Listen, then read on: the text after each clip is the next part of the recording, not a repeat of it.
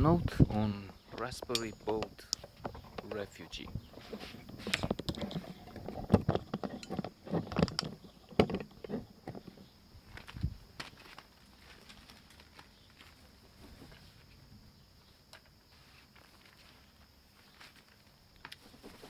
This is an interesting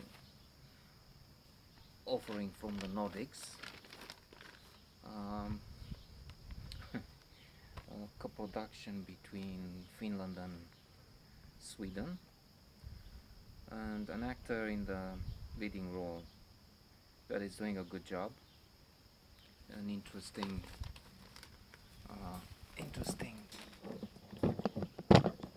performer. I have seen him in Cockpit. I noted on it yesterday or the day before yesterday, and this time he has again a comedy role, but complex with dramatic aspects, so to say.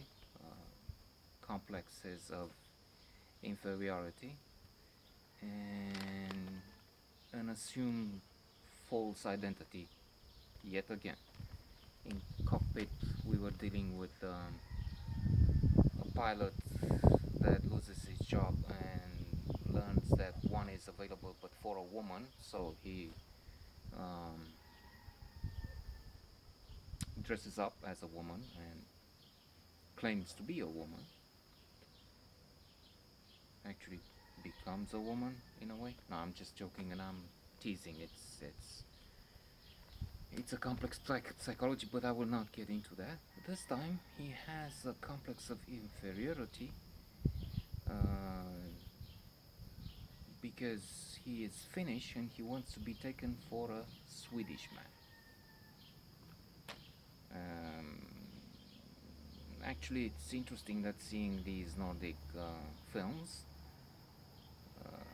I've met this thing, this idea of inferiority for the Finnish. They were segregated to an extent against, and that was in another Nordic film, Torden's Skjold and Cold, or the English version of the title, Satisfaction 1720.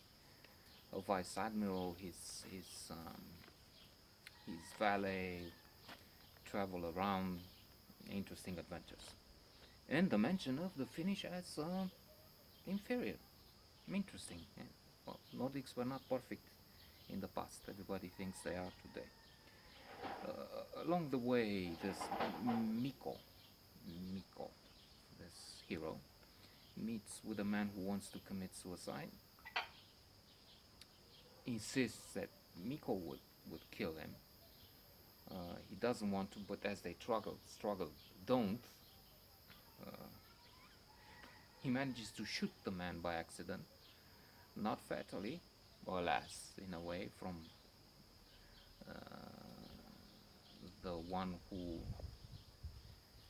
wanted to die's point of view. But as they push each other, there's a cliff, and the man who wants to die falls over. So he's dead, Miko thinks. We think. I can say he turns up later because this is a comedy. So nobody should die unless this is Fargo or a funny offering from the Coen brothers.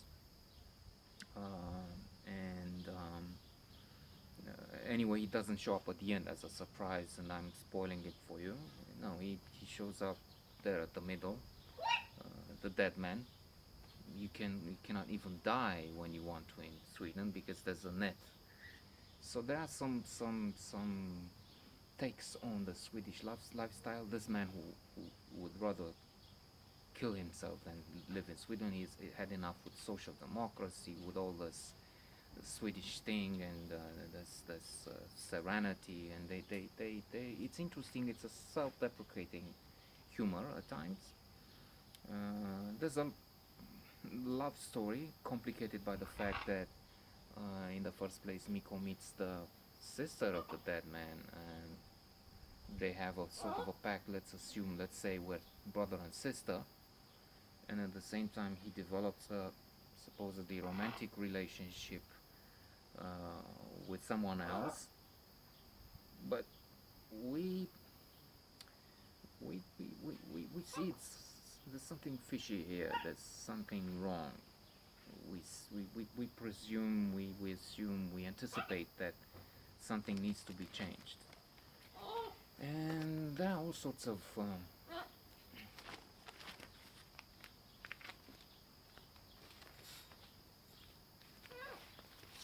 humorous situations, some of them dark, in what is a rather interesting, pleasant comedy.